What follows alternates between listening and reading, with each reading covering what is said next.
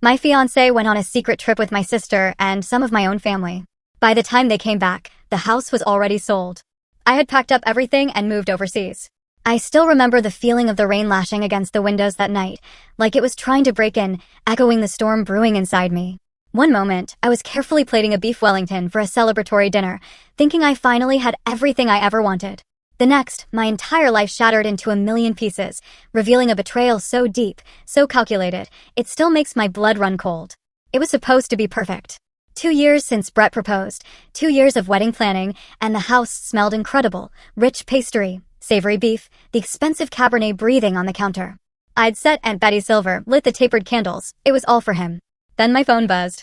It was Brett, and a split-second glimpse over his shoulder during his choppy, excuse-laden video call revealed a neon pink suitcase. Not just any suitcase. It was the limited edition designer bag I'd bought for my sister, Tiffany, last month. My heart hammered against my ribs. "Brett," I managed, my voice trembling, "Is someone with you?" He mumbled about the team, about boarding, about flying to Chicago. He said, "Love you, mean it," but he didn't wait for a reply. Then, the true horror began. He lowered his phone, probably thinking he'd hung up, but the screen stayed on, pointed at his rapidly moving feet. And I heard it. "Is she gone?" The voice, high-pitched and sickeningly familiar, was my mother, Linda. Brett's voice, clear as day now, dripped with disdain. God, she's so needy. It's exhausting. My mother actually cooed, "Well, you handled it perfectly, sweetie." Then, the chilling sentence. "Tiffany is waiting by the gate with the drinks. Hawaii, here we come." Brett actually laughed. A cold, cruel sound. A week without the wet blanket. "Let's go, Mom." And then, the screen finally went black. I stood there, surrounded by the beautiful dinner I'd prepared, the silence in the house deafening compared to the storm outside. My knuckles were white, gripping the counter. Chicago business trip? No. They were going to Hawaii. My fiancé, my mother, my sister, the whole family. And not only was I not invited, they'd lied to my face to leave me behind. I couldn't breathe. The smell of the Wellington suddenly made me want to gag. Was I truly that unwanted? Was I just a wet blanket? I walked, or rather, floated, into the living room, my legs like lead. And that's when I saw it. Brett's old iPad. He'd left it on the charger in his haste. As I stared, the screen lit up with a message from Tiffany. The preview on the lock screen read, "Can't wait for us to announce the good news next week. She is going to freak out when she realizes the house is basically ours. Hurry up, baby daddy." Baby daddy. The room spun. My fingers trembled as I picked up the iPad. I knew Brett's passcode, Tiffany's birthday, 12/18. I'd always thought it was a nod to their friendship, to her introducing us. Now, it felt like a knife twisting in my gut. I entered the code. The lock clicked open, and just like that, I walked into hell. The home screen loaded, and a physical wave of nausea hit me. The background photo wasn't me.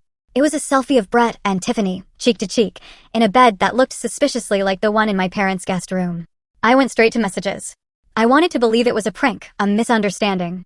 But the group chat, labeled the winning team, shattered that hope instantly.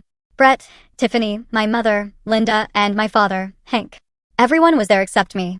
I scrolled up, my eyes burning as I read, "Mom, did you get the keys to her safe, Brett? We need to make sure we have the original deed before the wedding." Brett, "Got them. Copied them yesterday while she was at the pharmacy. She has no clue. She thinks I was fixing the hinge on the closet door." Tiffany, God, she is so stupid. A pharmacist with 0 brain cells. I can't believe I have to pretend to be nice to her for another 6 months. Dad, just stick to the plan, Tiff. Once they're married and he's on the deed, we leverage the property. That house is worth $1.2 million. That's your startup capital right there. Brett, don't worry, Hank. I've got her wrapped around my finger. She'll sign the joint tenancy papers as soon as I get back from Chicago. I guilt-tripped her so hard at dinner last night. I dropped the iPad as if it were burning hot. I rushed to the bathroom and dry-heaved over the sink. My body was rejecting this information faster than my brain could process it. They weren't just excluding me. They were hunting me. I splashed cold water on my face, staring at my pale, terrified reflection. "Pull yourself together, Valerie," I whispered. "You need to know everything." I went back to the iPad. I needed to see how deep the rot went. The hidden photo album, same password. 12/18, hundreds of photos. Brett and Tiffany in Cabo when he said he was at a real estate conference. Brett and Tiffany at a concert I bought tickets for, but he claimed he was sick. And then, the most recent ones, a sonogram, dated 2 weeks ago. The name on the patient file? Tiffany Miller. "Hurry up, baby daddy." The text message clicked into horrific sense. Tiffany was pregnant. My fiancé was the father. And my entire family, my parents included, knew about it. They were celebrating it. They were going to Hawaii to celebrate their new grandchild, funded by the money Brett had borrowed from our joint wedding account. I checked the banking app. The wedding fund, 90% of which came from my salary and savings, was drained. Transaction: Aloha Resorts, $12,000. Transaction: First Class Delta, $4,500. Transaction: Tiffany and Company, $3,200. A scream built in my throat, but it wouldn't come out. It was stuck behind a wall of pure, unadulterated shock. Back to the messages. I searched for house. Tiffany, I don't want to live in that dusty old museum of hers. It smells like old lady. Brett, babe, we aren't living there. Once she signs the joint tenancy, I own half. We force a sale, or take out a massive home equity line of credit. We take the cash, buy that modern condo downtown you like, and leave her with the debt. Mom, or just renovate the basement. Valerie is used to being in the background. She can live down there and pay the mortgage while you two take the master suite. She'll do it if you say it's for the family. She's desperate for approval. That comment from my mother broke something inside me. She can live down there. Like a servant. Like a dog. They had scripted my entire demise. The wedding wasn't a celebration of love, it was a hostile takeover of my assets. This house, Aunt Betty's house. Aunt Betty had been the only person who ever truly saw me. While my parents fawned over Tiffany's beauty pageants, Aunt Betty sat with me in the garden, taught me about herbs, helped me with chemistry. When she passed, 3 years ago, the will reading had been the first time my parents were truly angry at me. Betty had left everything to me, because she is the only one who understands that a home is built with love, not leverage. My parents had tried to contest it. They failed. Then, suddenly, they became nice. They introduced me to Brett. He's a catch, Val, my dad had said. Don't mess this up. I realize now, sitting in the dark, that I hadn't messed anything up. I was just the mark in their con game. The rain lashed harder against the glass. I picked up the iPad again. I needed to save everything. Every text, every photo, every bank transfer. My hands were shaking, but my mind was starting to clear. The fog of love and duty was lifting, replaced by a cold, sharp clarity. They wanted the house. They wanted my inheritance. They wanted a war. And they had just made the mistake of leaving their playbook behind.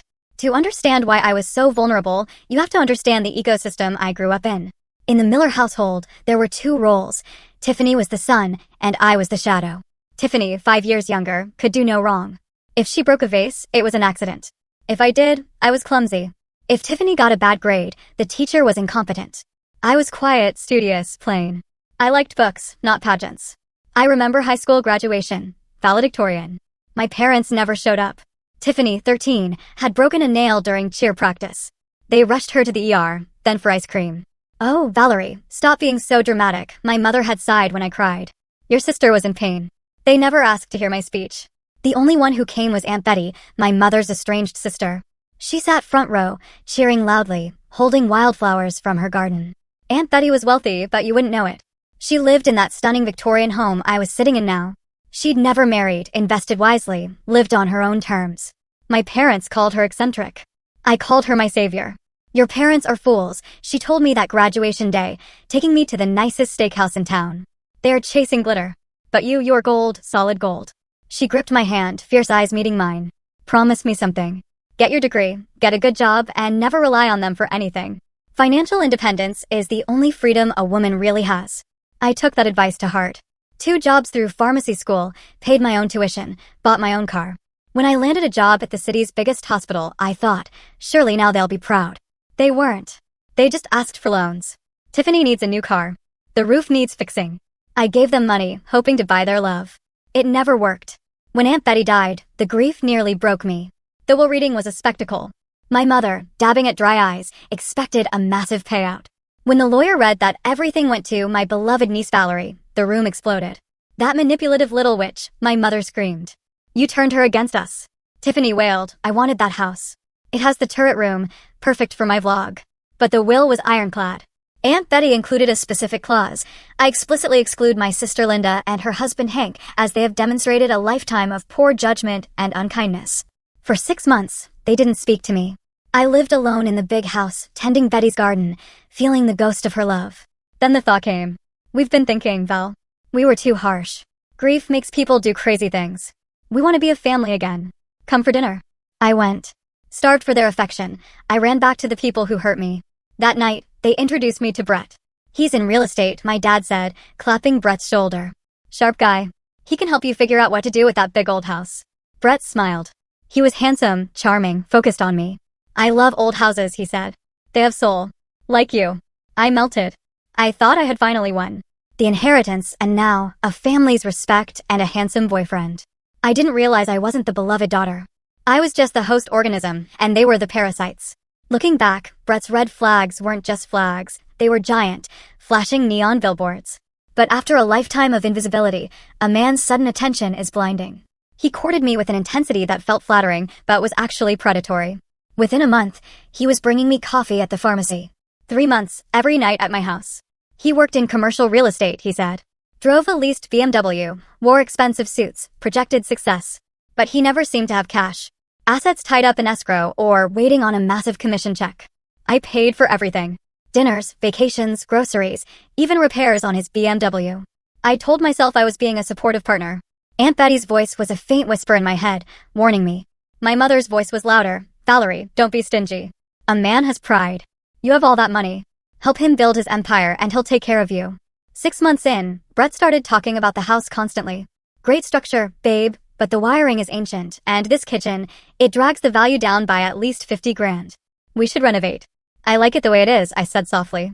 It reminds me of Betty. Sentiment doesn't pay the bills, he countered, his tone sharpening. If we want to build a future, we need to maximize our assets. This house is our biggest asset. He started using that word very early. Then came the proposal. Not intimate. A public spectacle in the town square with my parents and Tiffany watching. Tiffany filmed the whole thing. Finally, Tiffany squealed, hugging Brett before me. Now we can really start planning. I thought she meant the wedding. Now I know she meant the heist. A week after the engagement, the mask slipped. I came home early to find Brett in my home office, going through my file cabinet.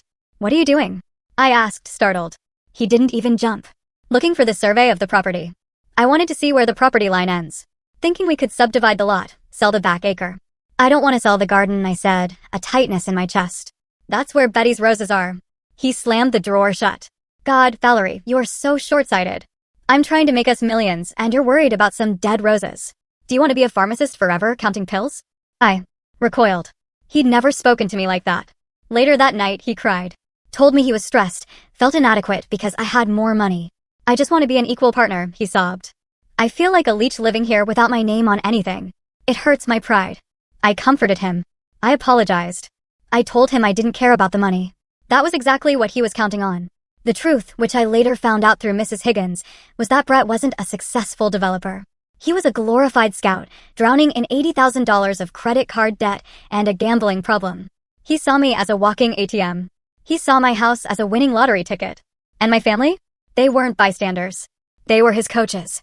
I remembered a barbecue a few months ago. Tiffany, in a bikini, lounging by the pool Brett had insisted we install, on my dime. Brett was grilling. Hey, Val, Tiffany yelled. When you guys get married, are you going to redo the master bath? It's so small. We haven't decided, I said. Well, Brett promised us, that he'd put in a jacuzzi tub, she said, catching herself. I looked at Brett. He winked. Just girl talk, babe. Tiff just wants the best for her big sister. I felt an unease then, but swallowed it down. I was so desperate to keep the peace, the illusion of a happy family, that I let them walk all over me. But tonight, looking at those messages on that iPad, the illusion was gone. The predator had bared his teeth, and I finally realized I was the prey. The week leading up to this business trip had been a coordinated attack, a pincer movement designed to crush my resistance. The target was always the same, the deed. Joint tenancy. I'd heard that phrase more in the last 7 days than my entire life. It started at Sunday dinner. Roast beef, stiff drinks, and an atmosphere thick with expectation. So, my dad Hank started, aggressively cutting his meat. The wedding is in 3 months. Have you seen the lawyer yet about the property consolidation? I put my fork down. I told you, Dad. I'm keeping the house in my name. It's my inheritance. Brett and I discussed a prenup. The table went silent. Tiffany rolled her eyes so hard I thought they'd get stuck. Brett sighed, a long-suffering sound. He took my hand, his grip tight. Val, we talked about this. A prenup? That's for people who plan to divorce. Do you plan to divorce me? No, of course not, I stammered. But Aunt Betty is dead, my mother snapped. And she was a bitter, lonely old spinster. Is that what you want to be? Alone in that big house with your cats and your money. It's about trust, Valerie, Brett said, looking deep into my eyes with practiced sincerity. If we are one flesh, we should be one financial entity. Joint tenancy with right of survivorship. It means if something happens to me, you get everything. If something happens to you, I'm protected. It's romantic, in a way. And it helps with the business, Brett added, lowering his voice. I can't leverage my assets for the new development deal if my name isn't on the primary residence. The bank sees me as a renter. It's humiliating, Val. You're embarrassing him. Dad growled. Emasculating him. What kind of wife does that? I just need time to think, I whispered, shrinking in my chair. You've had time. Tiffany chimed in. God, you are so selfish. Brett does everything for you. He planned this whole renovation. He deals with the contractors. All you do is count pills and complain. I looked around the table at the pairs of eyes. Two angry, one mocking, one pleading, fake pleading. I knew now. Okay, I whispered, just to make it stop. Okay, we can sign the papers when Brett gets back from Chicago. The tension instantly evaporated. Like magic. That's my girl. Dad cheered. Finally using your brain, Mom muttered. Brett kissed my hand. Thank you, baby. You won't regret it. This is the start of our empire. Now, sitting in the dark living room with the rain hammering down, I realized how close I had come. If he hadn't gone on this trip, if he hadn't left the iPad, I would have signed. I pulled up a search on the iPad, joint tenancy versus tenancy in common. The results confirmed my worst fears. Tenancy in common. Each owner owns a specific share. If one dies, their share goes to their heirs, my future children, or back to my family. Joint tenancy with right of survivorship. Both own 100%. If one dies, the other gets everything automatically, bypassing the will. And then I saw a Google search in Brett's history from 2 days ago, California Community Property Laws Divorce. He wasn't planning on waiting for me to die. He was planning to get his name on the deed, wait a few months, then file for divorce. In California, once he's on the deed as a joint owner, he owns half the equity. The house is worth $1.5 million, free and clear. He would walk away with $750,000, or they would force a sale, kick me out, and split the cash. And with Tiffany pregnant, they needed that money. I scrolled further back. How to induce labor. Naturally. Paternity test costs. Quickest way to evict a co-owner. Evict a co-owner. They weren't just going to take the money. They were going to take the house. They wanted to live here. Tiffany wanted the turret room. They were going to raise their baby in Aunt Betty's sanctuary, and I would be left with nothing. A wave of rage, hotter than anything I'd ever felt, washed over me. It burned away the nausea. It burned away the sadness. No, I said aloud to the empty room. Absolutely not. I stood up. My legs were steady now. I walked to the safe in the master closet, the one Brett claimed he was fixing. I punched in the code. It opened. Inside were my important papers, the deed, the will, my passport. I checked the deed. It was still in my name. Valerie Miller. Just me. They hadn't won yet. They had made one fatal calculation error. They assumed I was weak. They assumed I was stupid. And they assumed they had time. They were wrong. I needed a witness. I needed an ally. And I knew exactly who to call. Cassie. Cassie had been my best friend since pharmacy school. She was loud, brash, tattooed, and unafraid of confrontation. She had never liked Brett. From day one, she called him Ken doll with a darker soul. I drifted away from her because Brett didn't like her. She's too rough, Val. She's a bad influence. And, because I was tired of defending him, I picked up my phone. It was 11 p.m. She answered on the second ring. Val? Is everything okay? Why are you calling? You were right, I said, my voice strange, robotic. You were right about everything. What did he do? Cassie's voice shifted instantly from sleepy to alert. Did he hit you? No. Worse. He's screwing my sister and my parents are in on it, and they're trying to steal my house. Silence. Then the sound of rustling sheets and keys jingling. I'm on my way. Don't do anything. Don't confront them. Just lock the doors. I'll be there in 20 minutes. When Cassie arrived, she didn't hug me. She walked into the kitchen, took one look at the cold beef Wellington, grabbed the bottle of wine I'd opened, and poured 2 massive glasses. Drink, she ordered, sliding a glass across the island. Then talk. I showed her the iPad. We spent the next 2 hours going through everything. Cassie didn't gasp. She didn't cry. She cursed. Creative, violent curses that made me feel slightly better. Okay, Cassie said, slamming the iPad cover shut around 1 a.m. This is war. And in war, you don't cry. You shoot. She looked at me, her eyes blazing. Val, look at me. Stop shaking. They think you are a doormat. They are banking on it. Literally banking on it. I know, I whispered. How could they? My own mother. Because they are narcissists and parasites, Cassie said bluntly. But we don't have time for psychoanalysis. We have a timeline. How long are they in Hawaii? 7 days. They come back next Tuesday. 7 days, Cassie nodded. Okay, we can do a lot in 7 days. She pulled out a notepad from her purse. First, evidence. We need to back up this entire iPad. Cloud, hard drive, printed copies, everything. Done, I said. I can do that tonight. Second, Cassie pointed a pen at me. The house. As long as you own this house, they will come for it. Even if you break up with Brett, he's got copies of keys. He knows the codes. And your parents. They will guilt you, harass you, maybe even see you claiming some ancestral right. It's toxic, Val. The house is the poison. I looked around the kitchen. I loved this house. It was my connection to Aunt Betty. But Cassie was right. As long as I had this asset, I was a target. And if I stayed here, every room would remind me of Brett's lies. Every corner would be haunted by the memory of Tiffany plotting my eviction. I can't live here anymore, I said, the realization hurting my chest. They tainted it. Exactly, Cassie said. So, we scorch the earth. We get rid of the bait. Sell it. I asked. But a sale takes months. Staging, listing, escrow. Not if you sell to an investor, Cassie said. My cousin works for one of those we buy ugly houses corporate firms. They buy for cash, close in days. You take a hit on the price, but you get liquid cash and you get out. Cash. I repeated. Yes, cash. And you know who hates cash? People who want to steal half your equity through a divorce settlement that hasn't happened yet. Cassie leaned in. Sell the house. Take the money. Move. By the time they get off that plane with their lays and their tans, they won't be coming home to a mansion. They'll be coming home to a locked gate and a stranger. A shiver ran down my spine, not of fear, but of anticipation. I have a job offer in London, I said suddenly. Head of pharmacology at a research hospital. They emailed me 2 months ago. I was going to turn it down because Brett said he couldn't leave his business here. Cassie grinned, a feral, shark-like grin. London. Perfect. It's far, it's expensive, and they can't find you. She raised her wine glass. To the new Valerie. I clinked my glass against hers. To the scorched earth. The next morning, the storm had passed, leaving the sky a bruised purple. I didn't sleep. I called in sick to the pharmacy for the first time in 5 years. By 9 a.m., I was sitting in the leather chair of Mrs. Higgins' office. Mrs. Higgins was the best divorce and estate lawyer in the county. 60, sharp Chanel suits, terrified grown men for a living. She'd handled Aunt Betty's will. I laid it all out, the iPad evidence, the texts, the planned joint tenancy fraud. Mrs. Higgins listened in silence, her face unreadable behind her glasses. When I finished, she took a slow sip of her coffee. Men like Brett, she said, her voice low and gravelly, are not just greedy, Valerie. They're sloppy. She opened a file. I ran a preliminary asset check on Mr. Brett Daniels this morning after you called. Do you know why he is so desperate for this house right now? Because of the baby? I asked. Partly, but mostly because of this.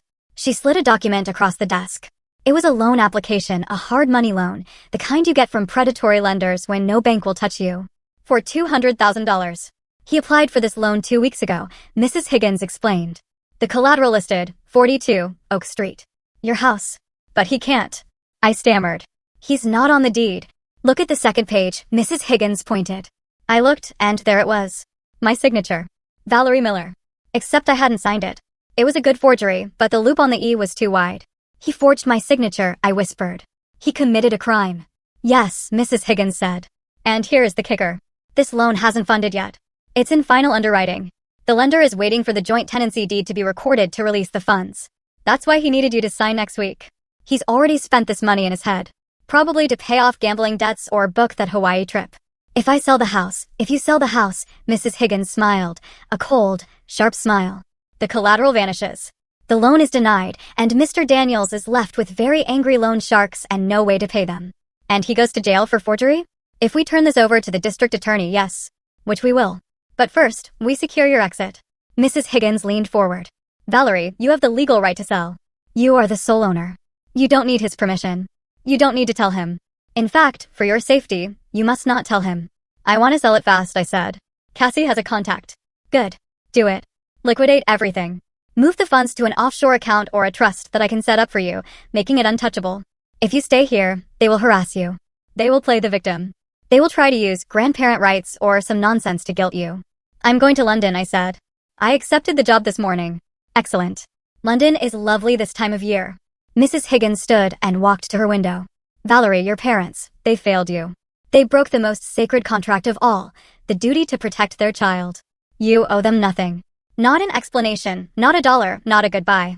Hearing an authority figure say that lifted a weight I didn't know I was carrying. One more thing, Mrs. Higgins said, turning back.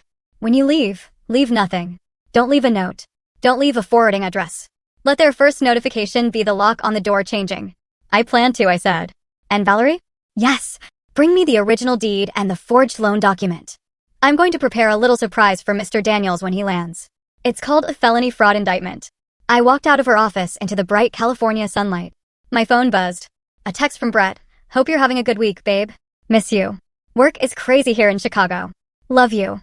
I looked at the text, the audacity. The lies. I typed back, miss you too.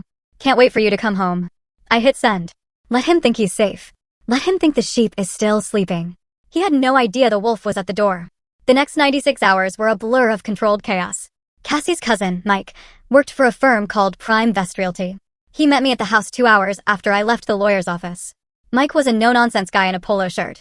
He walked through the house, notes on an iPad. He didn't look at the crown molding or the antique fireplace. He looked at square footage, lot size, zip code. It's a prime lot, Mike said, standing in the kitchen where my life had fallen apart just the night before. But the market is weird. If you want to list it traditionally, you could get $1.60, maybe $1.7 million, but it would take 60 days to close. I don't have 60 days, I said firmly. I have 5. Mike nodded. Okay, cash offer as is. No inspections, no contingencies. We close on Monday, but the price will be $1.3 million. $1.3 million. That was $300,000 less than market value. A year ago, I would have balked. I would have thought about Aunt Betty's legacy. But then I thought about Brett's plan to leverage the house for $800,000 and leave me with the debt. I thought about Tiffany raising her baby in my turret room. $1.3 million was still a fortune. It was enough to start over in London. It was enough to never work again if I lived simply. But most importantly, it was freedom. Deal? I said. Seriously? Mike looked surprised. You don't want to think about it? Where do I sign? We signed the preliminary papers right there on the kitchen island. Okay, Mike said. Title company will rush the search. We signed closing docs Friday. Money wires Monday morning. You need to be out by Monday at 5 p.m. We changed the locks then. Monday, the day before they returned. The countdown had begun. I went into overdrive. I couldn't hire a moving truck. Neighbors would see and text my parents. I had to be stealthy. I focused on what mattered. Aunt Betty's jewelry, my clothes, my diplomas, the few photo albums that actually had me in them. Everything else had to go. But I didn't want to just throw it away.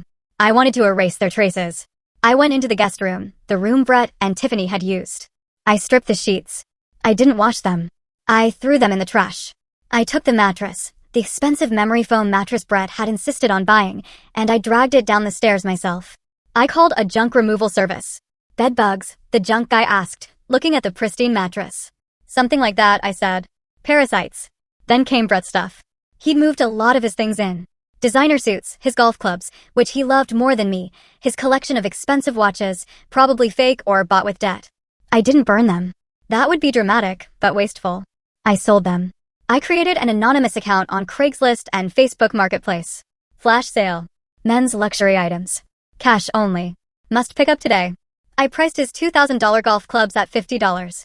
His Italian leather sofa at $100. His PlayStation and 70-inch TV at $200 for the bundle. People flocked to the house.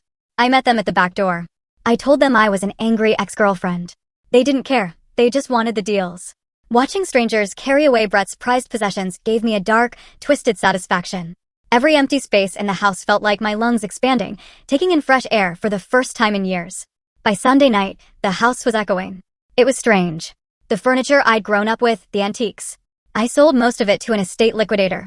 You're selling the Chippendale dining set, he asked. The table where my father had yelled at me. Take it, I said.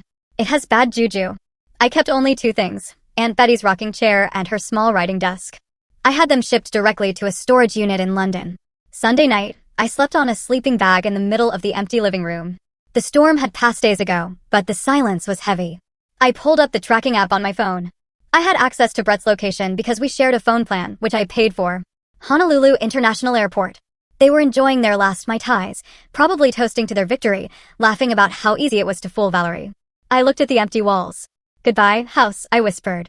Thank you for protecting me. But I don't need walls to protect me anymore. I have claws. My phone pinged. An email from the title company. Closing confirmed. Wire transfer scheduled for 9 a.m. tomorrow. It was done. Now, all I had to do was vanish. Monday morning arrived with a strange, hollow kind of silence. I woke up on the sleeping bag, my body stiff, but my mind incredibly sharp. Today was the day. I walked into the garage where I'd piled up the last remnants of Brett and Valerie.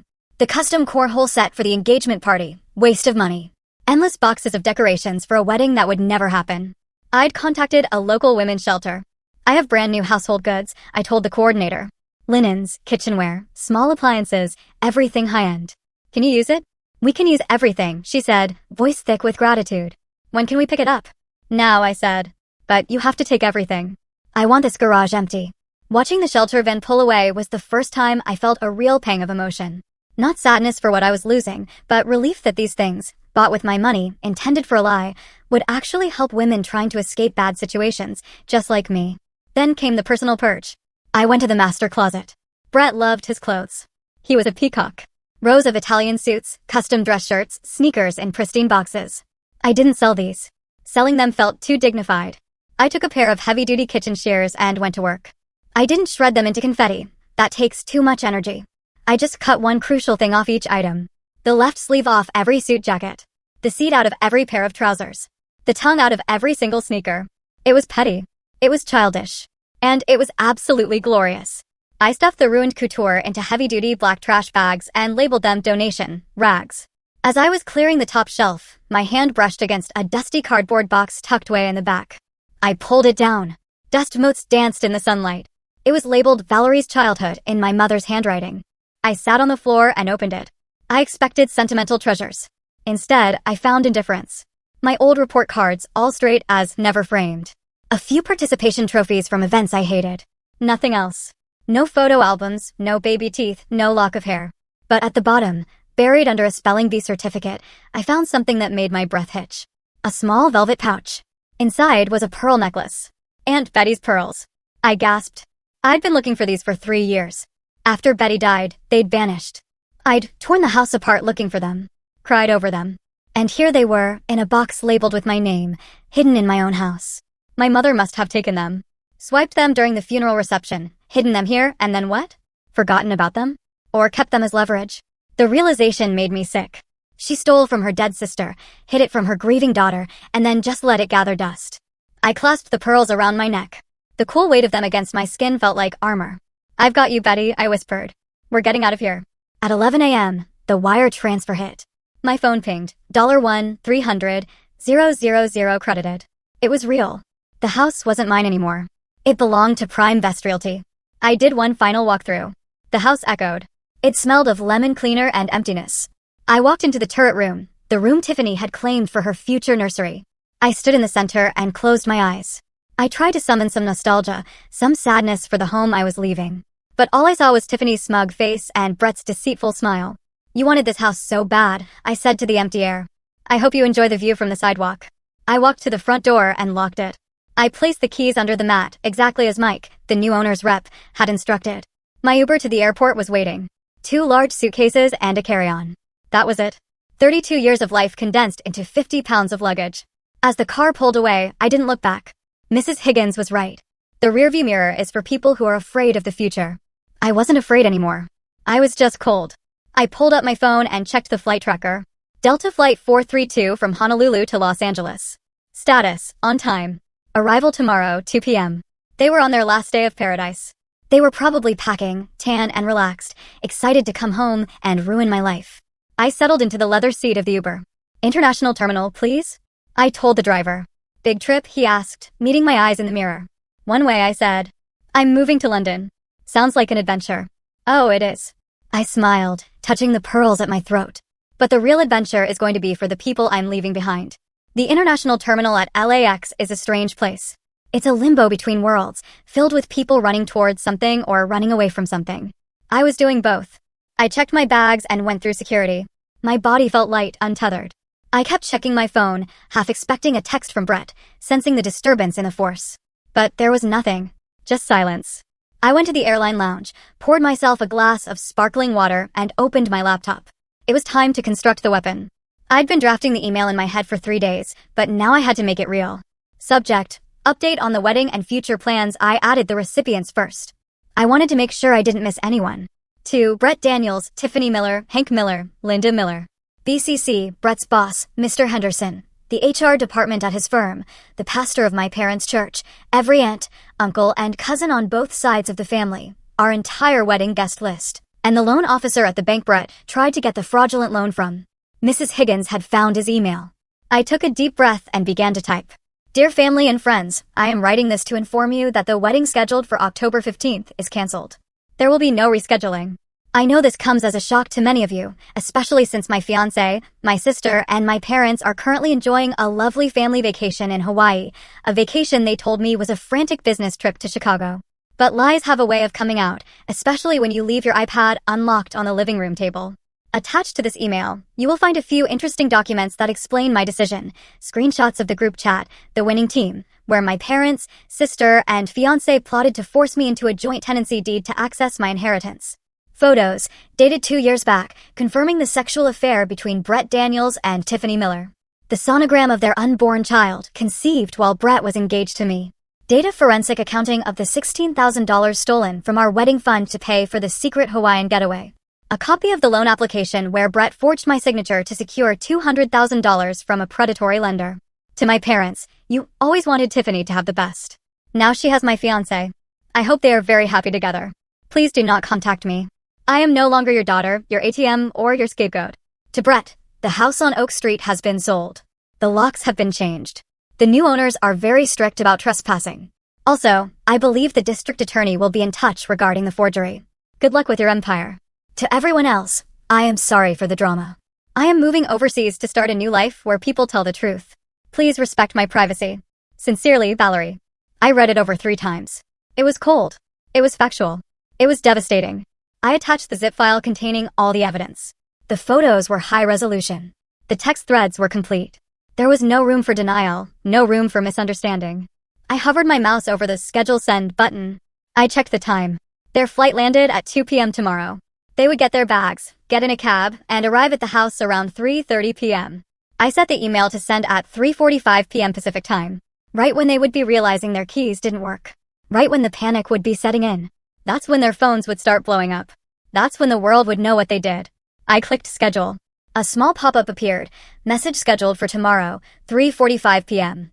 I closed the laptop and slid it into my bag. My hands weren't shaking anymore. I felt a strange sense of calm, like the eye of a hurricane. Flight 102 to London Heathrow is now boarding. The announcer's voice echoed through the lounge. I stood up, smoothing down my coat. I walked to the gate, handed over my boarding pass, and walked down the jet bridge.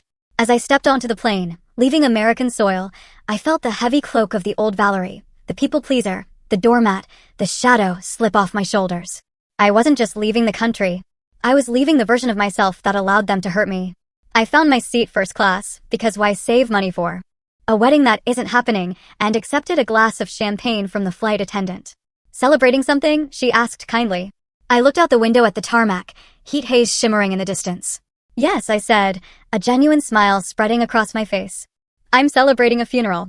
Oh, I'm so sorry, she looked confused. Don't be. I toasted the air. It was a long time coming. Landing in London was like waking up on a different planet. The air was cool and smelled of damp pavement and diesel, a stark contrast to the stifling heat of California. I took a deep breath, filling my lungs with the gray, beautiful smog of freedom. I'd rented a temporary serviced apartment in Kensington while I looked for something permanent. It was small, modern, and blissfully empty of memories. No ghost of Aunt Betty, no shadow of Brett, just clean lines and silence. I unpacked my 2 suitcases. I placed Aunt Betty's pearls on the dresser. I hung up my coats. Then I sat by the window with a cup of tea English breakfast, strong, with milk, and looked at my watch. It was 11:45 p.m. in London, which meant it was 3:45 p.m. in Los Angeles. The email had just been sent. I picked up my phone. I'd bought a UK SIM card at the airport, but I'd kept my old US number active on Wi-Fi just for this moment. I wanted to see the mushroom cloud. I turned the Wi-Fi on. For a second, nothing happened. Then the phone practically convulsed in my hand. Buzz, buzz, buzz, buzz. Notifications flooded the screen so fast I couldn't read them. Missed call, Mom, 4. Missed call, Brett, 6. Missed call, Tiffany, 2. Text from Mom, Valerie. What have you done? Answer the phone. Text from Brett. Babe, this isn't funny. The key doesn't work. Where are you? Call me now. Text from Dad. You ungrateful bitch. You ruined us. Delete that email immediately. Everyone is calling me. Text from cousin Sarah. OMG Val. Is this true? I am so sorry. They are monsters. Text from Brett's boss. Mr. Daniels, please contact HR immediately regarding the allegations in Miss Miller's email. I watched the messages roll in like credits at the end of a horror movie. I took a sip of my tea. It was warm and comforting. I could picture it perfectly. They were standing on the porch, surrounded by luggage, tired from the flight, the key jamming in the lock, the confusion. And then the simultaneous pinging of phones in pockets, in purses, the realization dawning on their faces like a slow-motion car crash. They thought they were coming home to conquer. Instead, they came home to a fortress that had locked them out and a digital firing squad that had just taken aim. I didn't feel guilty. I checked my heart. Nope. No guilt. Just a profound sense of justice. Justice isn't always pretty. Sometimes it's messy. Sometimes it involves destroying reputations. But it was justice nonetheless. I swiped the notifications away without opening a single one. I wasn't going to engage. Silence is the loudest scream, Mrs. Higgins had said. I turned off the US SIM card. I removed it from the phone and placed it on the table. Then I picked up a tiny metal pin and ejected the tray. I took the small plastic chip, my connection to my parents, to Brett, to the pain, and I dropped it into my hot tea. I watched it sink to the bottom. Now they couldn't reach me. I was a ghost. I was a rumor. I was the monster under their bed. When I dropped that SIM card into the tea, I knew I had crossed the Rubicon. There was no going back. I had just nuked my entire family dynamic and left my fiancé homeless, jobless, and exposed to the world. It felt terrifying, but also incredibly empowering. If you are listening to this and you have ever felt small, invisible, or used by the people who are supposed to love you, I want you to know that you have teeth too. You just have to be brave enough to bear them. I didn't witness the scene on the porch personally, obviously. I was 5,000 miles away, sleeping the deep, dreamless sleep of the vindicated. But I know exactly what happened. How? Because Mrs. Higgins is thorough. And because my neighbor, Mrs. Gable, is the nosiest woman on the planet, and she hates my mother. Mrs. Gable had been watching the house like a hawk ever since the for sale sign went up and came down in 3 days. She knew something was up. So when the taxi pulled up that Monday afternoon, she was ready with her iPhone, recording from her second-story window. She sent the video to Mrs. Higgins, who sent it to me a few days later. I watched it on my laptop in London, sipping wine. It was better than any reality TV show. The video starts with a taxi van pulling up to the curb. It's sunny in California. Brett gets out first. He looks tan, fit, and arrogant. He's wearing a Hawaiian shirt, unbuttoned too low, sunglasses on his head. He stretches, looking at the house like a king surveying his castle. Then Tiffany spills out. She's wearing a floral maxi dress, holding her stomach dramatically. She was barely 8 weeks pregnant. There was nothing to hold. She points at the turret window and says something that makes Brett laugh. My parents, Hank and Linda, get out last. They look smug. My mother is already directing the taxi driver on where to put the bags, treating him like a servant. Just leave them on the porch, she yells. My son-in-law will get them. Son-in-law. They hadn't even waited for the wedding to give him the title. Brett walks up the path, swinging his keys on his finger. He's whistling. He walks up the steps to the heavy oak front door. He puts the key in. He turns it. It doesn't turn. In the video, you can see him frown. He jiggles it. He pulls it out, looks at it, wipes it on his shirt, and tries again. Nothing. What's the hold up, Brett? My dad yells from the sidewalk. I need to use the bathroom. The lock is stuck. Brett calls back, sounding annoyed. Valerie probably changed the deadbolt or something. She's so dramatic about security. He starts pounding on the door. Val. Open up. It's us. Stop playing games. Tiffany waddles up the steps. Ugh. She's probably sleeping or crying. She's such a buzzkill. Just use the garage code. Brett goes to the keypad on the garage door. He punches in the code. Beep. Beep. Beep. Error. He tries again. Error. She changed the code. Brett says, his voice rising in pitch. Why would she change the code? Maybe she's mad we didn't call, Mom suggests, walking up the driveway. Call her, Brett. That's when the phones start going off. In the video, it's almost comical. You see Brett reach for his pocket, then Tiffany, then Mom. They all look at their screens for a solid 30 seconds. Nobody moves. They are reading the email. I watched Brett's face transform. Even from the grainy distance of Mrs. Gable's phone zoom, I saw the color drain out of him. He went from tan to gray in seconds. Tiffany screams first. It's a high-piercing shriek. She knows. Oh my God. She posted the pictures. What do you mean she sold it? My dad bellows, reading the email. She can't sell it. It's family property. My loan. Brett shouts, looking at his phone in horror. She sent this to the bank. She sent this to Mr. Henderson. Panic sets in. Real, primal panic. They start banging on the door and windows. Valerie, my mother screams, her face twisted. Open this door. You can't do this to us. I'm going to kill her. Tiffany is sobbing, stomping her feet. My reputation. She sent this to everyone. Suddenly, the front door opens. But it's not me. It's a man. A very large man in a black security uniform. And next to him is a German shepherd that looks like it eats burglars for breakfast. The family freezes. Can I help you? The security guard asks. His voice is calm, deep, and threatening. Who the hell are you? Brett demands, trying to regain some alpha male posturing, but failing miserably. Where's my fiancé? Get out of my house. Your fiancé? The guard smirks. There is no Valerie here. This property is owned by Prime Vest Realty. I'm the site security, and you are trespassing. Trespassing? Dad sputters. I'm her father. This is my daughter's house. Not anymore, the guard says. He points to the private property sign freshly staked in the lawn. The previous owner sold the property and vacated the premises yesterday. She instructed us that any unauthorized attempts to enter by, he looks at a clipboard, Brett Daniels, Tiffany Miller, or the Miller parents should be treated as a hostile intrusion. She sold it. Tiffany whispers, her knees buckling. But the nursery, the money. You have 5 minutes to remove yourselves and your luggage from the property, the guard says, his hand resting casually near his belt. Or I call the police. And I believe they are already looking for a Mr. Daniels. That was the moment it hit them. The house wasn't just locked. It was gone. The asset they had banked their entire future on. The collateral for their loans. The roof over their heads.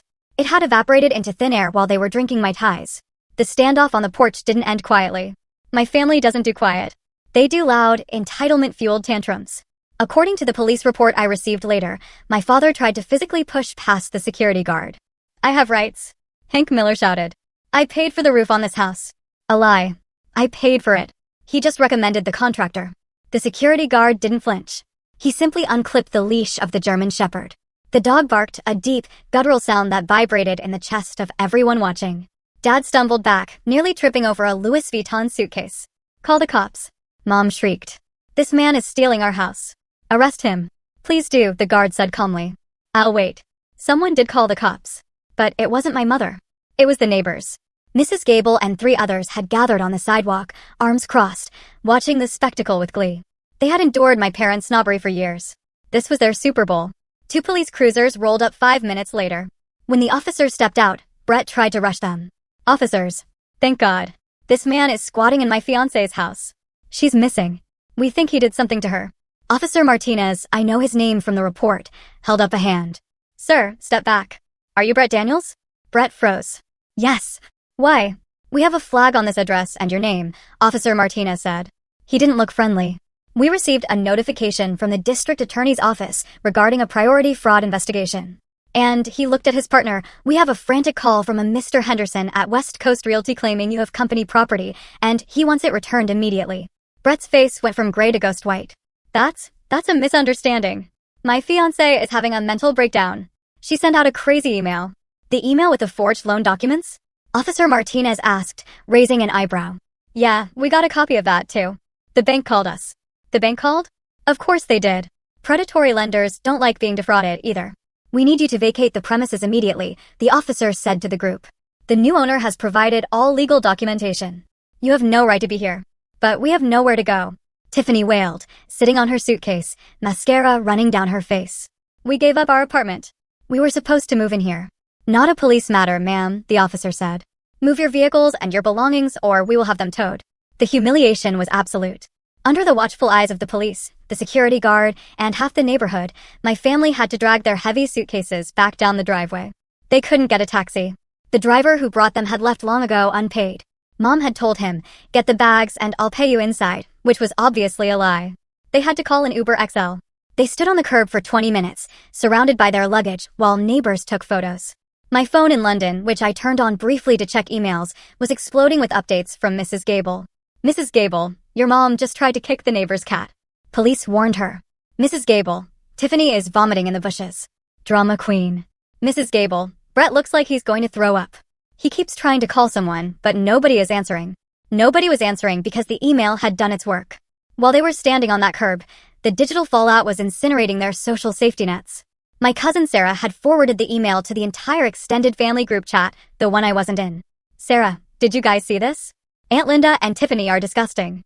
I'm blocking them. The pastor of the church replied to my email directly reply all. Pastor John, I am deeply disturbed by these revelations. Adultery and theft are grave sins. Linda, Hank, please do not attend the potluck this Sunday until we have had a serious counseling session. And Brett's LinkedIn?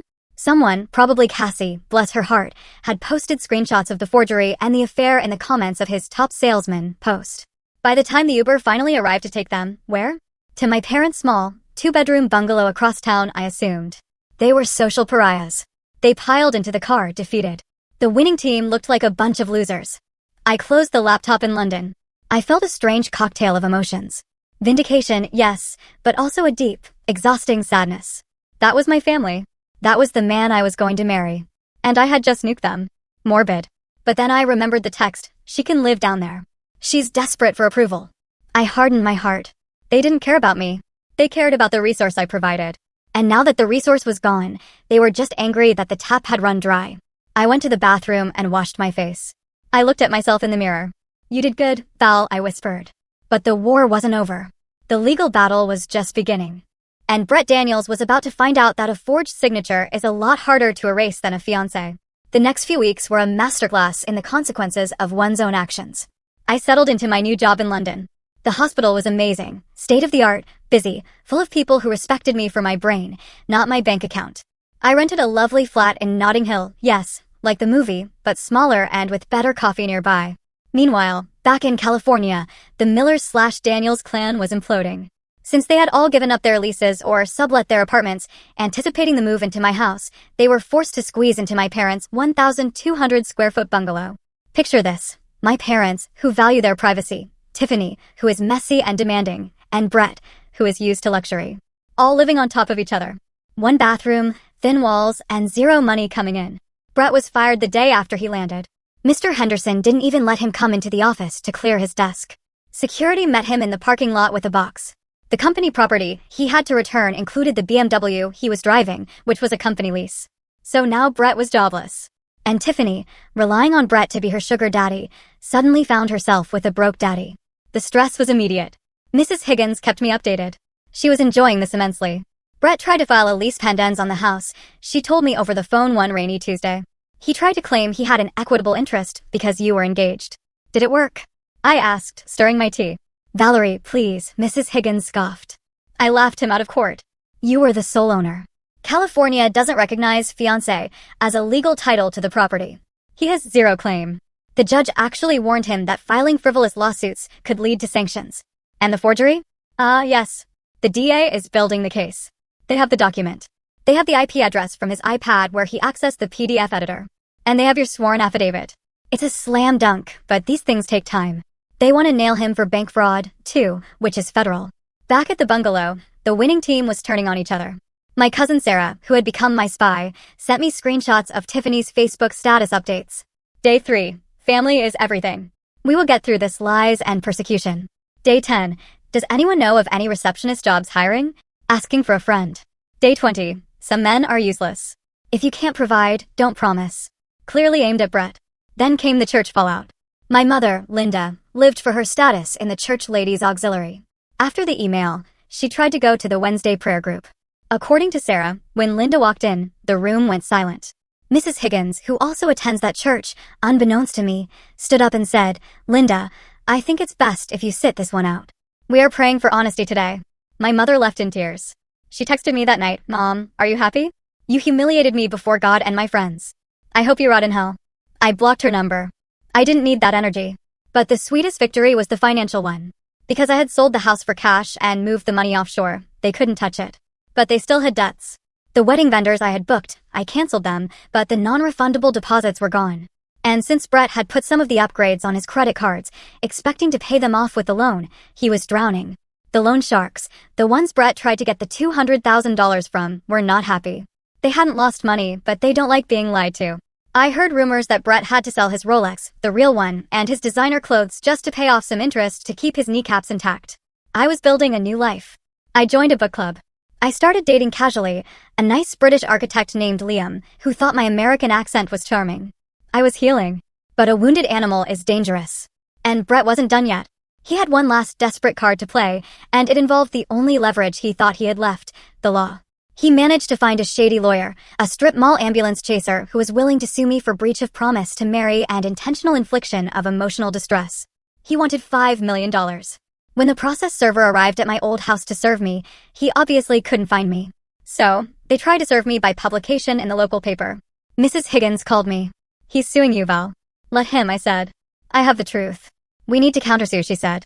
For the money he stole from the wedding fund, for the emotional distress of the affair, and we need to drop the bomb about the baby. Do it, I said. Scorched earth, remember? Oh, I remember, Mrs. Higgins said. I'm drafting the motion now. And Val, I'm asking for attorney's fees. He's going to pay for every minute of my time. I hung up and looked out at the London rain. It felt cleansing. They wanted a fight. They were fighting a ghost. And ghosts are impossible to hit. The legal system moves slowly until it moves very, very fast. 3 months after I left, the hammer finally dropped on Brett Daniels. He was at the bungalow, likely arguing with Tiffany, who was now showing and very unhappy about being broke when the knock came. It wasn't a process server this time. It was the police. They had a warrant. Mrs. Higgins sent me the details later. The district attorney had finalized the investigation into the loan application. Because the lender was federally insured, even though they were predatory, they had backing. The forged signature wasn't just fraud. It was bank fraud. Charges: forgery of a legal document, attempted grand theft, identity theft, wire fraud. Brett was arrested in his boxers and a stained t-shirt. My father, Hank, tried to intervene, yelling, "Do you know who I am?" Nobody knew who he was.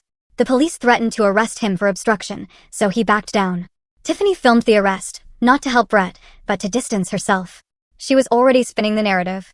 She posted a video, crying, claiming she was manipulated by an older man and had no idea about the fraud.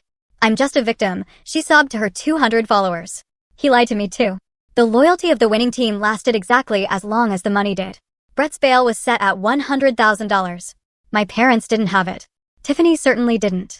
He spent 2 weeks in county jail before his parents, who live in Ohio and had been estranged from him due to his gambling, finally mortgaged their house to bail him out.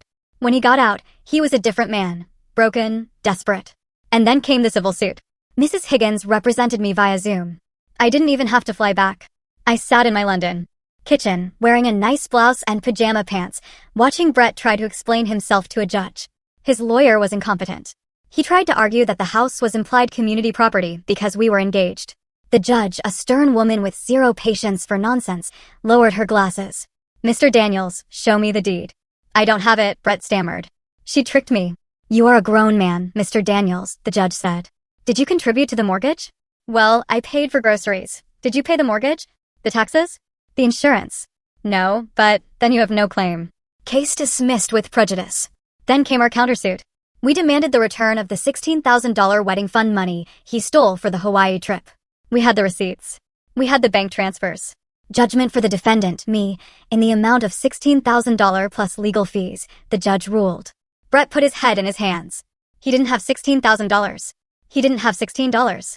But the real blow came when the judge addressed the intentional infliction of emotional distress claim he had filed against me. "Mr. Daniels," the judge said, looking at the evidence file Mrs. Higgins had submitted, the photos, the sonogram. "You slept with your fiancée's sister, impregnated her, and plotted to steal her home. If anyone is distressed here, it is Ms. Miller. You are lucky she isn't suing you for every penny you will ever make. Get out of my courtroom." I closed the laptop. I took a deep breath. It was over legally. At least. I was free. But family. Family is stickier than the law. A few days later, I got an email from cousin Sarah. Subject: Tiffany. "Val, you need to know. Tiffany lost the baby." I stared at the screen. My stomach dropped. Despite everything, an unborn child was innocent. "Sarah, it happened yesterday. Stress, high blood pressure. The doctors couldn't stop it. She's devastated. She's blaming Brett. She actually threw a vase at him in the hospital. Mom says the family is completely broken. Hank is drinking again. Linda is on tranquilizers. It's a haunted house over there." I felt a wave of sadness. Not for them, really, but for the waste of it all. All that greed, all that scheming. And what did they have to show for it? A criminal record, a lost child, and a mountain of debt. I closed my eyes. I didn't reply to Sarah. There was nothing to say. "Karma," Liam said softly when I told him later that night over dinner. "It's a brutal mechanic." "It is," I agreed. But I didn't wish for that. "No," he took my hand. "You just got out of the way of the train wreck. You didn't drive the train." He was right. I had stepped off the tracks. They had stayed on, convinced they could stop the locomotive of consequences with their bare hands. The miscarriage was the final nail in the coffin of the winning team. With the baby gone, The only link between Brett and my family was severed. Tiffany turned on him with the ferocity of a wounded animal. She kicked him out of my parents' bungalow the day she got back from the hospital.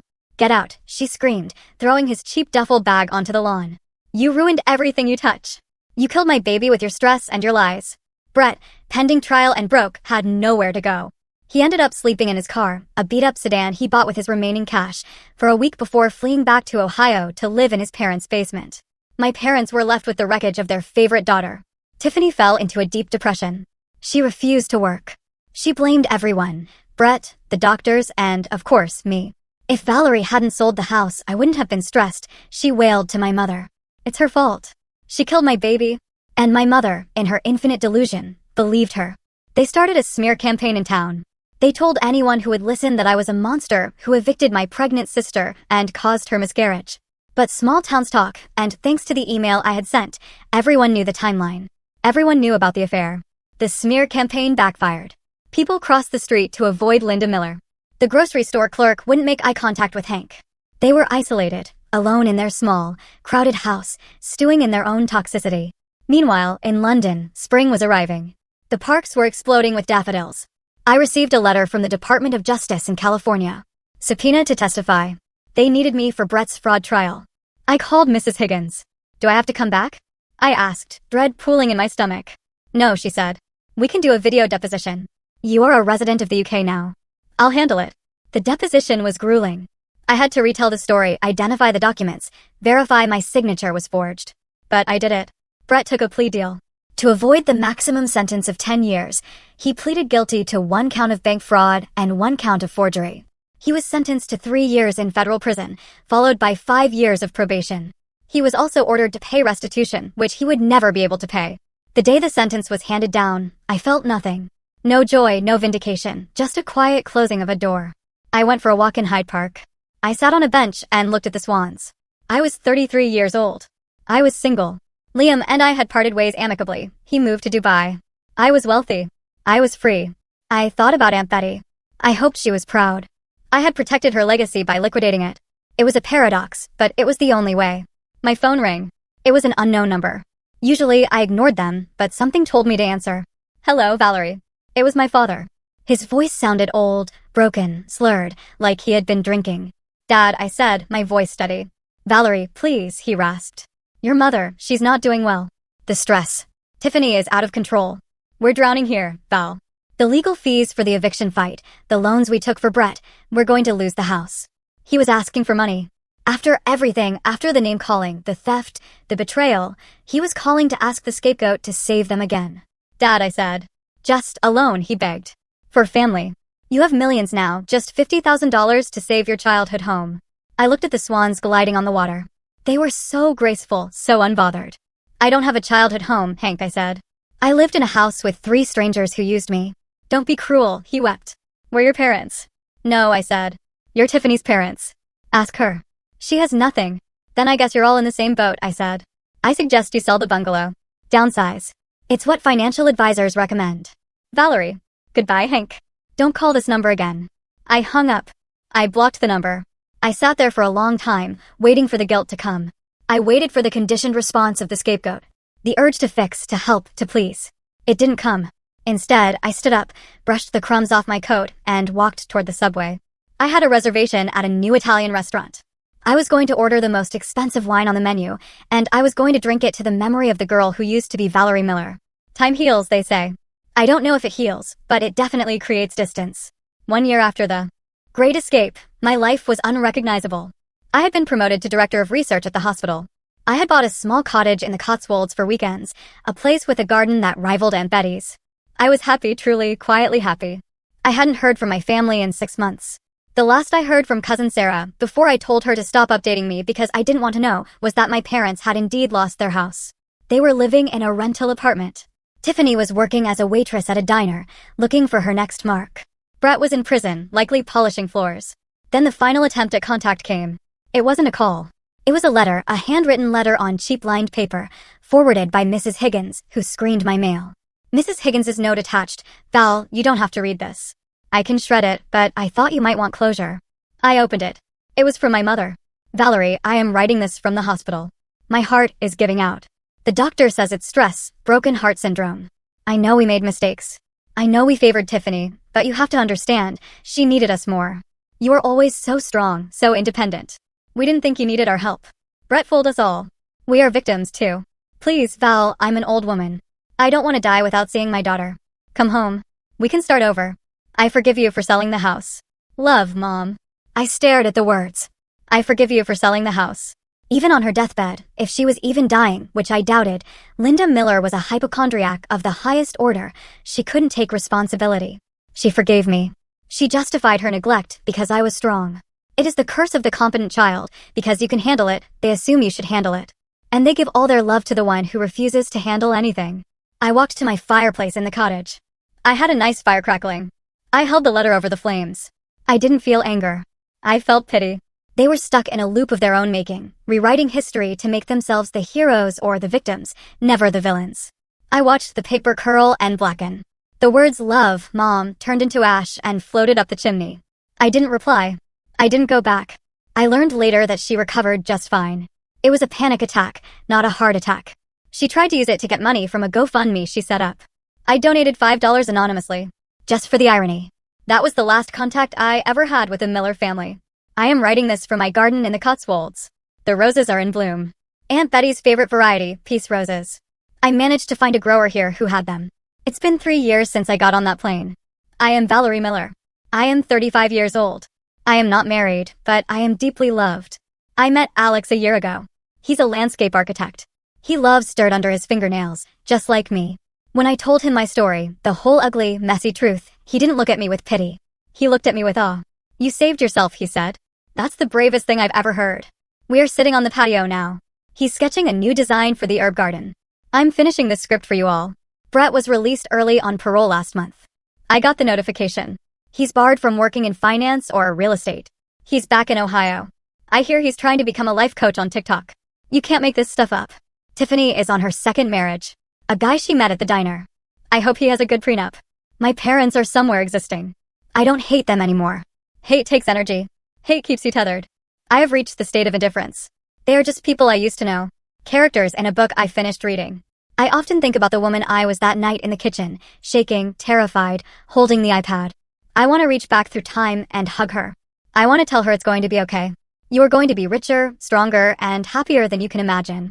Just get on the damn plane. To all of you listening to this story, if you are the strong one in your family, if you are the fixer, if you are the one who gives and gives until you are hollow, while others take and take until they are full, stop. You cannot set yourself on fire to keep others warm, especially if those others are holding the matches. Financial independence is your shield. Boundaries are your sword. And self-love, that's the fortress they can never breach. Thank you for listening to my story. Thank you for being my witnesses. And remember, if your fiancé goes on a secret trip with your sister, sell the house. Sell it all. And buy yourself a ticket to freedom.